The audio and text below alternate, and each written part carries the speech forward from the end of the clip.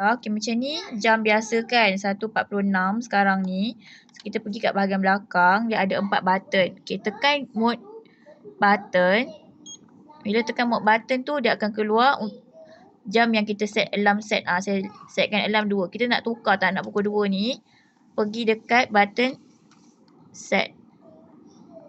Okey, nanti dia akan blinking dekat hour. So, kita pergi dekat button adjust untuk tukarlah. Contoh nak tukar pukul 4 ke. Okey, pukul 4. So, kita dah confirm pukul 4 tapi kita nak 4 tepat kan. Okey, tekan balik set button.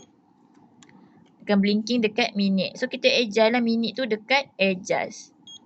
Tekan button adjust lama-lama, dia akan naik lah dekat minit tu. Contoh. Okey, kita nak tukar minit dia jadi 20 minit. Okey, confirm 20 minit ni. Tekan balik set. Okey, tekan balik set button. Okey, dia akan pergi ke second. Biar je lah 60 second kan. Kalau tak nak, boleh adjust lah nanti. Okey, tekan balik set. Dia akan pergi dekat music. Okey, kalau kita tak nak lagu ni, kita nak tukar lagu lain, tekan button adjust. Boleh pilih lah kita nak lagu apa. Ni lagu pertama. Ni kedua. Ni yang ketiga.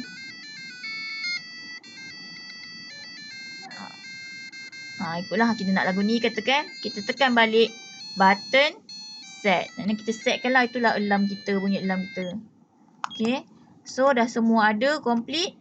Inilah kita punya alarmnya pukul 4.20. So kita nak back balik ke normal clock.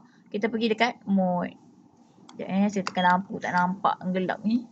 Kita tekan balik mode. Kita tekan back balik. Sekarang pukul 1.48, nanti pukul 4 dia akan bunyi alarm. Dah kan?